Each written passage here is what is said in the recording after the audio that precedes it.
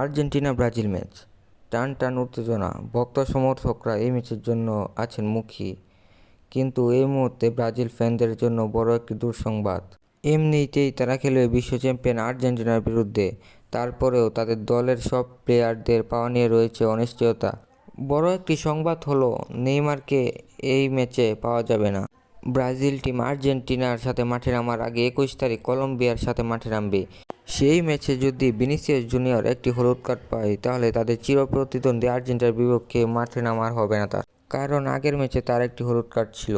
Neymar এই match খেলতে পারবেন না। তিনি ইনস্টাগ্রামে একটি স্টোরি দিয়েছেন, এর বাংলা অনুবাদ হলো, দুর্ভাগ্যজনকভাবে এই মুহূর্তে বিশ্বের সবচেয়ে গুরুত্বপূর্ণ জার্সিটা আমি পরতে পারবো না।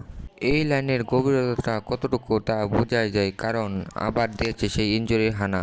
ইনজুরির জন্য আল হিলাল থেকে সান্তোসে পাড়ি জমান নেইমার। সান্তোসে সময় ভালোই কাটছিল, কিন্তু সেই ইনজুরির হানার কারণে আবার ব্রাজিল ফ্যানরা তাদের সুপারস্টারকে মাঠে দেখতে পারবে না। এ নিয়ে ব্রাজিল ফ্যানদের অনেক মন খারাপ। সামনে আবার আর্জেন্টিনা ম্যাচ।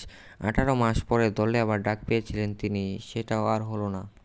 নেইমারের ইনজুরির প্রসঙ্গে ব্রাজিলিয়ান কোচ দরিবাল জুনিয়র জানিয়েছেন, গত কয়েকদিন ধরে ব্রাজিল জাতীয় দলের চিকিৎসা বিভাগ আমাদের সকল খেলোয়াড়দের, বিশেষ করে নেইমারের সম্পর্কে আপডেট দিচ্ছে।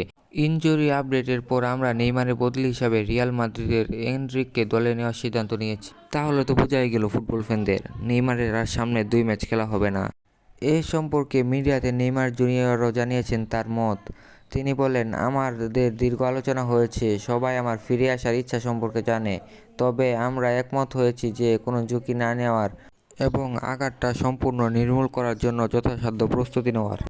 এতেই বোঝা যায় ব্রাজিলের হয়ে আর নেইমারের খেলার সম্ভাবনা খুবই ক্ষীণ হয়ে আসছে। সব বিষয় বিবেচনায় ব্রাজিল থেকে আর্জেন্টিনা অনেকখানি এগিয়ে রয়েছে এবং পয়েন্ট টেবিলে আর্জেন্টিনা রয়েছে 1 নম্বরে এবং ব্রাজিল রয়েছে 5 নম্বরে। এই মুহূর্তে ফুটবল বিশ্ব তাদের দুজনের লড়াই দেখার মুখে রয়েছে। তারা চাচ্ছে দুজনের লড়াইটা যেন জমজমাট হয় এবং দারুণ একটা ম্যাচ হয়।